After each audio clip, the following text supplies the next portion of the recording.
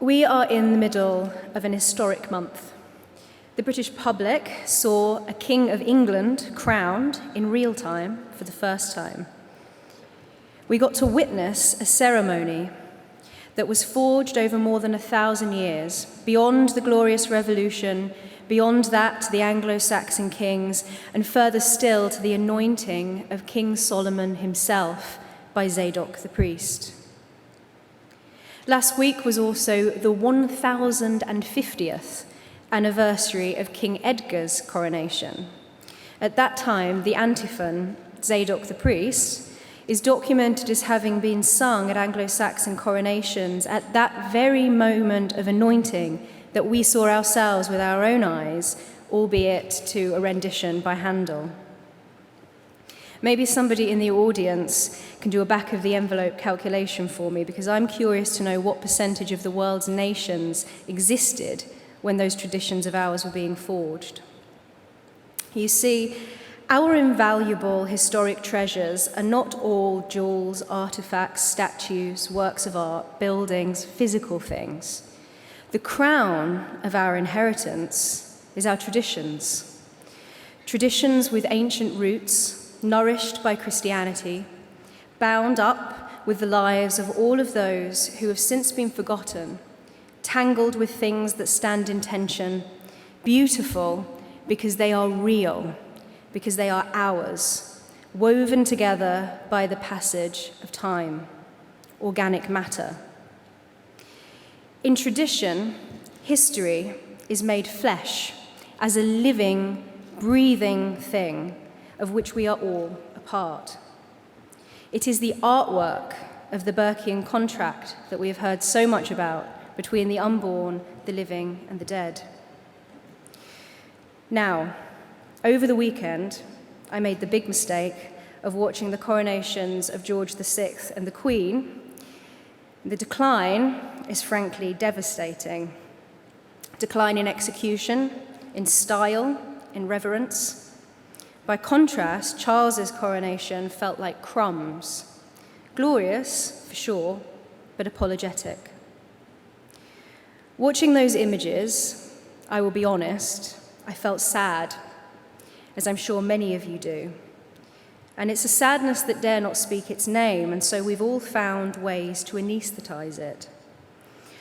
Why is it so hard for us, even as conservatives and as traditionalists, to face that sadness fully?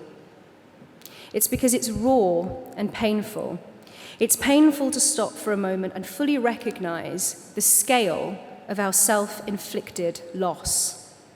To recognize that the generations who came before us have thrown away our precious inheritance, and that those around us are vandalizing what little is left. And so with dread, we might wonder what might get served up at the next coronation. William is already being advised to start thinking about redesigning the whole affair so that it is sufficiently modern. A coronation suitable for a post-Christian, post-Anglican Britain. Catherine Pepinster was quoted in the Telegraph the other day saying, or asking, can the sort of uber-religious ceremony we've just seen, with its prayers, hymns, chants, and a monarch dressed up as a priest for the crowning, and its communion service, be remotely relatable? These words, relatable, modern. Everything needs to be modern and relevant, doesn't it? Nothing from the past has any place in the future. These stifling words don't mean anything. And yet we have given them definitive, normative weight that they don't deserve. Lazy words.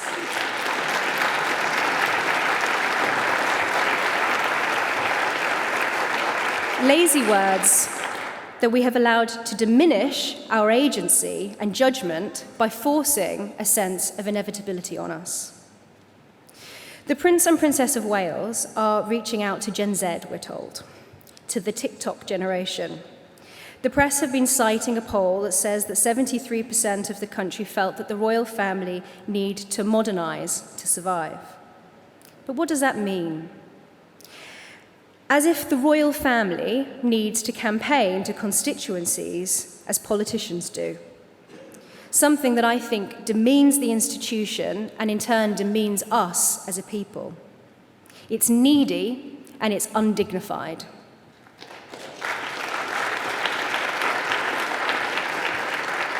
Was the Queen modern? No, she was loved. Is the pomp and pageantry relatable? No.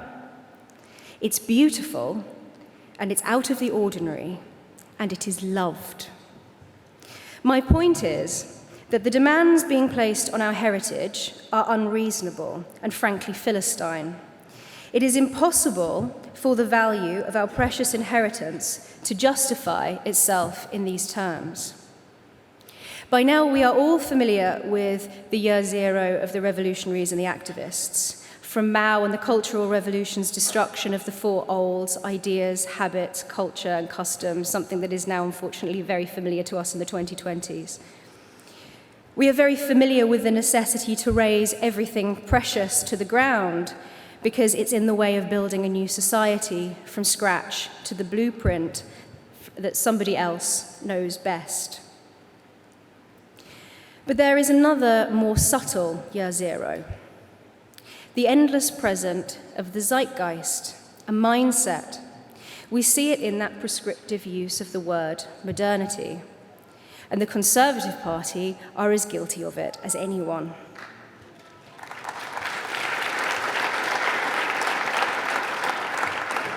Modernity has become another euphemism for year zero. The tabula rasa, the endless present, a utopia, an abstract, a nowhere place, borderless and immune to the particular. Now, I think Michael Oakeshott has been criminally underquoted in this conference, and so I'm going to overcompensate. By his diagnosis, I think he would say that this is a rationalist problem. The rationalist, he has a deep distrust of time, an impatient hunger for eternity. Quote, each generation, each administration should see unrolled before it the blank sheet of infinite possibility, as if by chance this tabula rasa had been defaced by the irrational scribblings of tradition-ridden ancestors, then the task of the rationalist is to scrub it clean. The rationalist mind, Oakeshott says, has no atmosphere. Oakeshott says ideology can be taught best to those whose minds are empty, and if it is taught to one who already believes something, the first step of the teacher must be to administer a purge.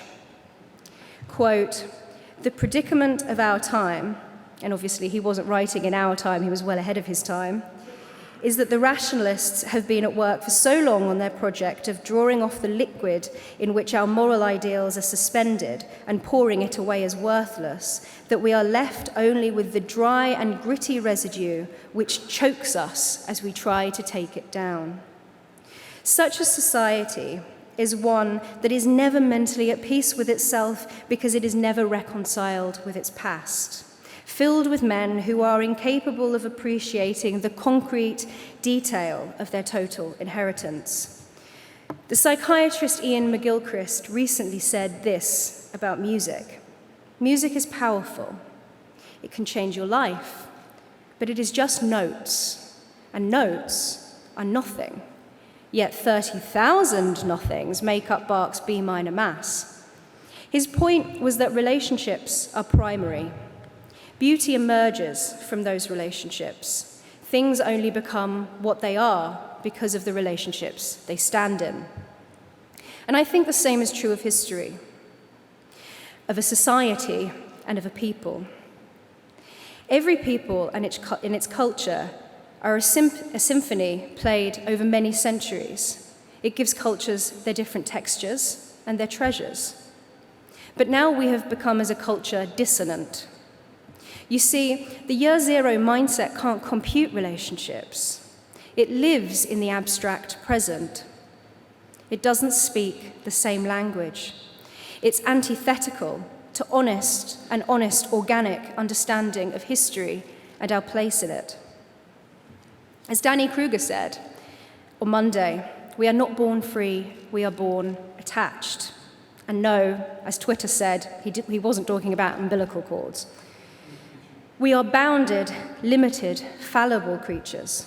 Or to quote Sir Roger Scruton, we are needy creatures and our greatest need is for home, the place we are where we find protection and love. For anyone who might need this translated into postmodern, I'm saying that abstraction is violence.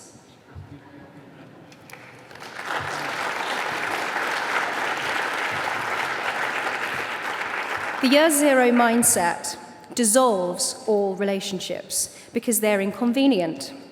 They're in the way of the new society. Those relationships, the relationships that move us, that motivate us, that make us not nothing, are scattered by the endless present. When I interviewed Jacob Rees-Mogg recently for The Spectator, he said this about the aesthetics of Parliament. The people who would like a year zero and are ashamed of our history would like us to have an office building of the routine kind. Why would they like that? Because you don't have a sense of continuity and history and tradition. It's much easier to be ashamed of something with which you are not linked, whereas we are linked in our daily lives through the buildings we work in with the nation's history. Year zero is reborn every minute of every day. It's a prison. Look at what happened in Oldham recently. The council demolished a beautiful Victorian church because they said if they didn't, it would be vandalized. They are the vandals, and our treasures are in the hands of vandals.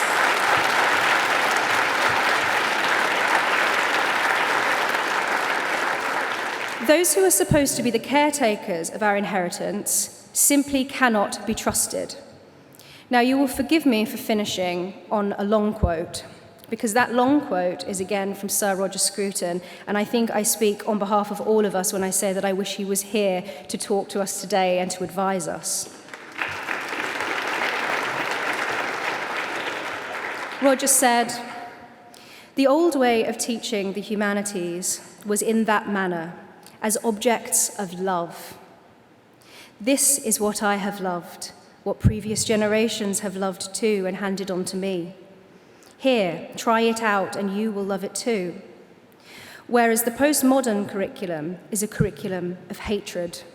It is directed against our cultural inheritance. One after another, the works are paraded before us, stripped naked and thrashed. Conservatism is not an ideology, it is a habit of heart, and its foundation is affection. National conservatism, contrary to what those silly sods outside think, is about love. And love is not a zero-sum game. And as Yoram pointed out in the opening plenary on Monday, appreciating and conserving what is your own does not prevent you from appreciating others and what is uniquely theirs. This inheritance is not ours to sell out. It belongs to future generations, and we have a duty to it. We need to reject the vandals' claims to inevitability. We mustn't allow the endless present to rob us blind. Thank you.